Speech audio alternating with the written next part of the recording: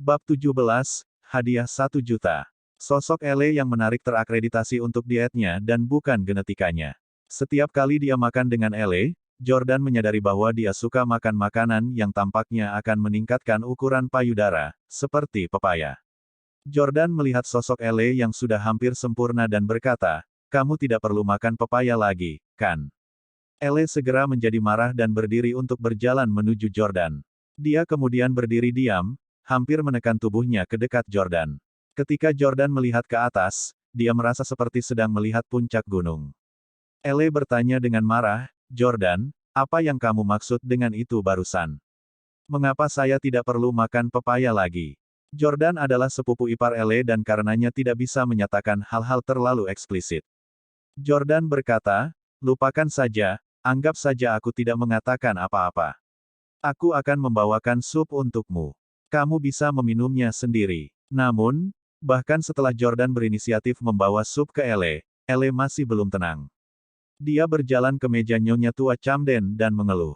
"Nenek, jangan biarkan Jordan tinggal untuk makan siang.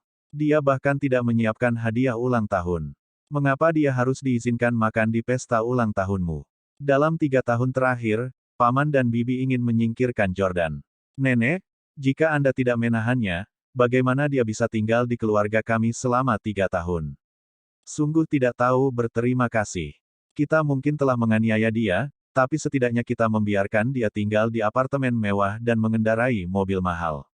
Namun, dia bahkan tidak menyiapkan hadiah untuk ulang tahunmu yang ke-80. Meskipun Ele mempermasalahkan Jordan, dia memang masuk akal. Tugas Jordan adalah menjadi menantu yang tinggal selama 3 tahun. Jika dia berhenti, dia akan dianggap gagal, dan kakeknya akan menghukumnya sesuai dengan itu. Jika bukan karena desakan Nyonya Tua Camden untuk tidak membiarkan Hailey menceraikan Jordan selama 3 tahun, misi Jordan akan gagal sejak lama. Selain itu, Camden telah menyediakan untuk Yordania selama 3 tahun. Hari ini, dia secara resmi akan meninggalkan Camden. Apalagi, itu adalah ulang tahun ke-80 Nyonya Tua Camden, jadi dia seharusnya membawakannya hadiah. Jordan memikirkannya, mengambil ponselnya, lalu menelepon butler Frank lagi. "Hei, siapkan hadiah ulang tahun atas namaku dan kirimkan ke Marriott Hotel." Petik 2. Setelah mendengar kata-katanya, Ele berkata dengan jijik, "Pst, apakah kamu akhirnya sadar? Namun, kami Camdens tidak akan menerima sampah yang Anda kirim." Petik 2. Drew juga menimpali, "Jordan, jangan malu. Jangan membawa segala macam sampah ke pesta ulang tahun. Lihat semua hadiah di sini. Masing-masing bernilai setidaknya $30.000. Petik 2. Hailey juga tidak ingin Jordan mempermalukan dirinya dan dirinya. Lagi pula, mereka belum resmi bercerai, dan dia akan mempermalukan Hailey dan keluarganya.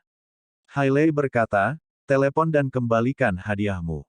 Jika Anda bersikeras memberi nenek hadiah ulang tahun, saya akan meminta seseorang untuk menyiapkannya atas nama Anda." Petik 2. Jordan terus memakan makanannya dan mengabaikan mereka bertiga. Memang, dia tidak memberitahu butler Frank betapa mahalnya hadiah itu. Namun, dia tahu bahwa Steles tidak akan pernah memberikan hadiah murahan. Hanya 10 menit telah berlalu. Seorang pengantar tiba-tiba muncul di pintu masuk lobi hotel. Petugas hotel segera menghentikannya. "Maaf, tapi ini jamuan ulang tahun Nyonya Tua Camden hari ini. Tidak ada yang diizinkan masuk." Petik 2. Petugas pengiriman berkata, "Oh, saya di sini untuk mengantarkan hadiah ulang tahun." Saat dia berbicara, petugas pengiriman mengeluarkan sebuah kotak indah yang jelas-jelas sangat mahal. Oleh karena itu, petugas membiarkan dia masuk. Petugas pengiriman berjalan masuk dan bertanya, "Bolehkah saya bertanya ulang tahun siapa hari ini?" Drew sangat marah melihat seragam pengantar, dan dia berdiri untuk menegur. "Ini pesta ulang tahun nenekku. Siapa yang membiarkanmu masuk?" Petugas pengiriman menjelaskan, "Saya baru saja bertemu dengan pemilik Rolls-Royce di East Central Boulevard, dan dia mungkin tidak dapat tiba di sini sekarang karena lalu lintas yang padat." Petik 2. Jadi, dia memberi saya $50 dan meminta saya untuk membawa hadiah ini ke Hotel Marriott. Mendengar penyebutan, pemilik Rolls-Royce, sikap Drew langsung berubah. "Oh, jadi ini hadiah ulang tahun untuk nenekku. Berikan hadiah itu kepadaku." Setelah mengambil kotak hadiah, Drew dengan penasaran membukanya, hanya untuk tercengang. Itu adalah gelang batu giok zamrud. Nyonya Camden tua juga agak penasaran. Drew, hadiah apa itu? Drew buru-buru berlari dan berkata, Nenek, lihat, ini gelang giok yang kelihatannya sangat mahal. Petik 2. Setelah melihatnya, Nyonya Camden tua meraihnya dengan penuh semangat dan mencoba merasakan teksturnya sambil menghargai warnanya. Dia menjadi sangat gelisah. Sungguh batu giok zamrud yang sangat indah. Apakah ada orang di sini yang memiliki pengetahuan yang kaya tentang batu giok? Bisakah Anda memberi saya perkiraan harga untuk gelang ini? Petik 2. Pada saat ini, seorang pria parubaya yang memiliki toko perhiasan datang. Nyonya Camden tua, biarkan aku melihatmu. Sambil melihatnya, pria itu berkata, ini adalah jenis giok kaca yang memiliki warna murni, cerah, dan merata. Tidak ada satu cacat pun, dan itu harus mahal. Hampir meneteskan air liur, Hailey bertanya, bisakah Anda memberitahu saya berapa harganya? Untuk mengamati tembus cahaya batu giok di bawah sinar matahari, pria itu berjalan ke jendela di pintu masuk aula tempat sinar matahari masuk. Setelah melihatnya, pria itu berkata dengan penuh semangat, itu tidak tembus cahaya, tetapi benar-benar transparan. Ini adalah kualitas terbaik dari batu giok. Gelang ini bernilai setidaknya $1 juta. Semua orang tercengang. Bagaimana mungkin seorang kurir mengirim sesuatu yang bernilai $1 juta? Siapa Taipan ini? Bab 18, Perceraian. Jordan adalah satu-satunya di tempat kejadian yang tahu bahwa orang yang mengirim pengantar untuk membawa hadiah itu adalah Butler Frank. Hanya keluarga Stelle yang memiliki keberanian untuk menyerahkan sesuatu yang bernilai $1 juta kepada seorang pengantar barang. Di lokasi acara, bingkisan ini mengejutkan seluruh tamu undangan. Gelang giok zamrud ini adalah yang paling mahal di antara hadiah ulang tahun hari ini. Nyonya Camden, dari siapa hadiah ini? Dia sangat murah hati. Anda harus memperkenalkan kami kepadanya nanti. Petik 2. Kerumunan maju ke depan dan bertanya pada Nyonya tua Camden. Bahkan, Nyonya Camden tua juga bingung, karena dia tidak bisa membayangkan dari siapa hadiah $1 juta itu. Itu aneh. Semua keluarga yang memiliki ikatan dengan Camdens hadir hari ini. Kami tidak melewatkan siapapun, jadi dari siapa gelang ini? Keluarga Camden saling memandang. Elle melihat gelang yang bernilai $1 juta dan sangat ingin menyentuhnya. Dia tiba-tiba bertanya, mungkinkah itu dari pelamar saya? Kata-katanya segera membuat semua orang berspekulasi dan mulai menebak-nebak. Elle memiliki sosok menggairahkan yang akan membuat pria manapun yang menatapnya tidak bisa tidur di malam hari. Sekarang, dia baru berusia 20 tahun dan masih lajang. Banyak keturunan kaya ingin berkencan dengannya. Herman tertawa dan berkata, itu mungkin. Putri saya sangat cantik dan memiliki jutaan pengikut di internet. Hadiah itu kemungkinan dari keturunan kaya yang menyukai Elle. Petik 2. Victoria melirik Elle. Sebagai seorang wanita yang juga memiliki sosok yang sangat baik, dia setuju bahwa Elle memang sangat menarik dalam aspek itu. Victoria berkata, dalam hal ini, selamat sebelumnya, Tuan Camden. Menantu laki-laki masa depan Anda sangat murah hati telah mengirim hadiah senilai $1 juta.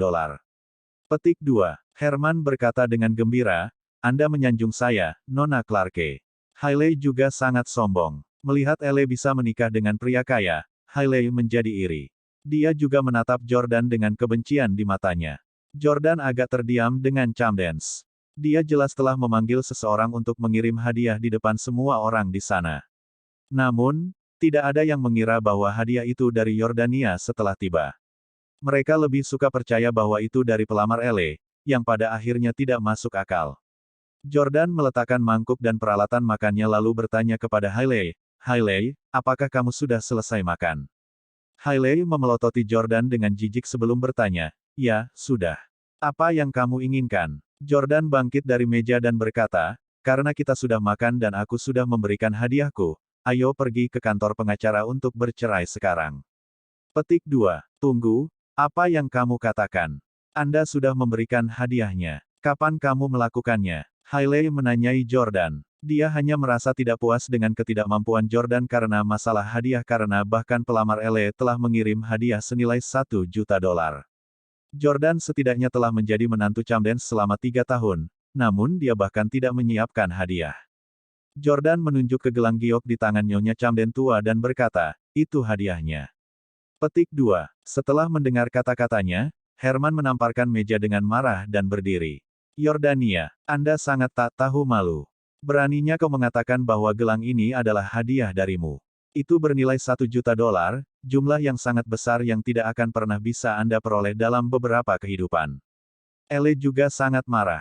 Hailey, bisakah kamu membuat suamimu yang tidak berguna itu berhenti mempermalukan dirinya sendiri?